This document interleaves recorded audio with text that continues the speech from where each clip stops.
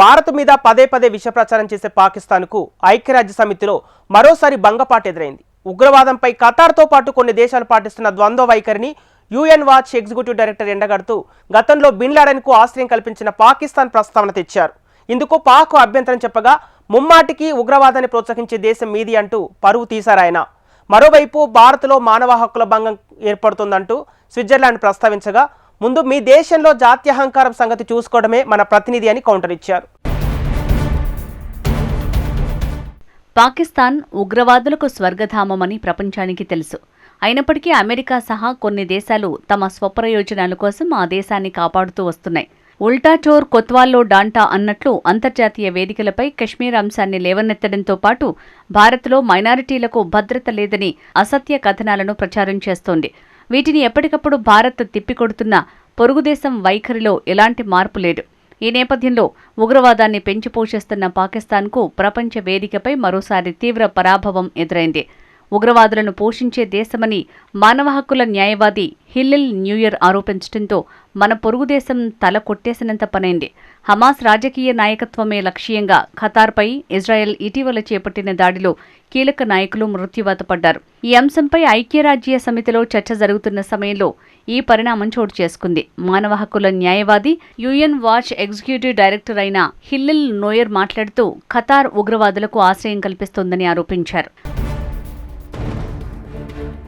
America ఉగ్ర సంస్థగా ప్రకటించిన హమాస్ రాజకీయ కార్యాలయం ఖతార్లో 2012 నుంచి కొనసాగుతోందని గుర్తు చేశారు హిల్లిల్ నోయర్.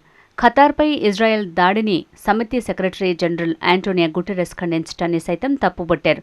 గతంలో 2011లో పాకిస్తాన్లోని రహస్య స్థావరంలో ఉంటున్న అల్-ఖైదా చీఫ్ ఒసామా బిన్ లాడెన్ను అమెరికా అంతమొందించినప్పుడు ఐక్యరాజ్య సమితి చీఫ్ చివరికి న్యాయం జరిగిందంటూ వ్యాఖ్యానించారన్న విషయాన్ని హిల్లిల్ గుర్తు చేశారు. పాకిస్తాన్ లాడెన్ ప్రస్తావన తేవడంతో ఆ దేశ ప్రతినిధి వెంటనే హిల్లిల్ ప్రసంగానికి అడ్డు తగిలారు. సర్వదేశాల సార్వభౌమత్వానికి భంగం కలిగించడం ఐరసా సూత్రాలకు విరుద్ధమని వాదించారు. హిల్లిల్ అసత్య ఆరోపణలు చేస్తున్నారని అభ్యంతరం తెలిపారు. స్పందించిన ఐరసా మానవ హక్కుల కమిటీ చైర్మన్ హిల్లిల్ నోయర్కు మైక్ని పునరుద్ధరించారు. ప్రసంగం ముగించేందుకు కేవలం 4 సెకండ్ల సమయం ఉందని తేల్చి చెప్పారు. దీంతో ఆ లాయర్ ఆ సమయాన్నే సరిగ్గా వినియోగించుకుంటూ మిస్టర్ ప్రెసిడెంట్, పాకిస్తాన్ ఉగ్రవాదాన్ని ప్రేరేపించే మరో దేశం అంటూ ప్రసంగాన్ని ముగించారు. దీంతో తెల్లమొహం వేయటం పాకిస్తాన్ వంతైంది. అటు ఇజ్రాయెల్ కూడా పాకిస్తాన్కు బుద్ధి చెప్పింది. కరడుగట్టిన ఉగ్రవాది బిన్ లాడెన్కు పాక్ ఆశ్రయం కల్పించిందని, అక్కడే అతడు హతమయ్యాడని ఇజ్రాయెల్ శాశ్వత ప్రతినిధి డానీ డానన్ గట్టి కౌంటర్ ఇచ్చారు. అడగాల్సిన ప్రశ్న ఏంటంటే అసలు ఉగ్రవాదానికి ఆశ్రయం ఎందుకు ఇస్తున్నారు అని.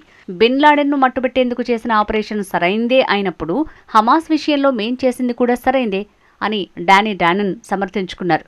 9/11 తర్వాత భద్రతా మండలి ఒక తీర్మానాన్ని ఆమోదించిందని, ఏ దేశమూ ఉగ్రవాదులకు ఆశ్రయం ఇవ్వటం, నిధులు సమకూర్చడం వంటివి చేయకూడదని పేర్కొందన్నారు. అలా కాదని ఆశ్రయం కల్పిస్తే మండలి నియమావళిని ఉల్లంఘించినట్లే అవుతుందన్నారు.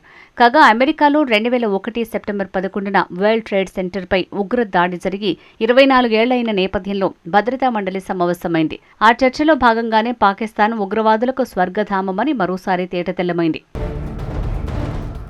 కాగా 2 రోజుల క్రితం స్విట్జర్లాండ్కు కూడా ఐక్యరాజ్య సమితిలో ఇలాగే చేదు అనుభవం ఎదురైంది.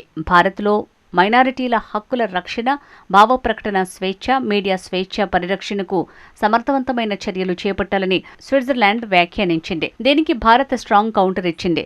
యుఎన్హెచ్ఆర్సీ అధ్యక్ష బాధ్యతల్లో ఉన్న స్విట్జర్లాండ్ అసత్య కథనాలతో కౌన్సిల్ సమయం వృధా చేస్తోందన్నారు భారత దౌత్యవేత్త క్షితజ్ త్యాగి. అలాంటి పనుల్ని మానుకోవాలి. వీటికి బదులు సొంత దేశంలో జాత్యహంకారం, వివక్ష, విదేశీయుల పట్ల అసంతృప్తి భావన వంటి సవాళ్లపై దృష్టి పెట్టాలి. ప్రపంచంలో అతిపెద్ద వైవిధ్యమైన ప్రజాస్వామ్యం కలిగిన భారత్ ఈ విషయంలో స్విస్కు సాయం చేసేందుకు సిద్ధంగా ఉందని క్షితిజ్ త్యాగి సూచించారు. ఉగ్రవాదానికి మద్దతు ఇచ్చే దేశం పాకిస్తాన్. ఆ దేశం పదే పదే పాత అబద్ధాలు ప్రచారాన్ని ఇక్కడ చేస్తూనే ఉందని తెలిపారాయన.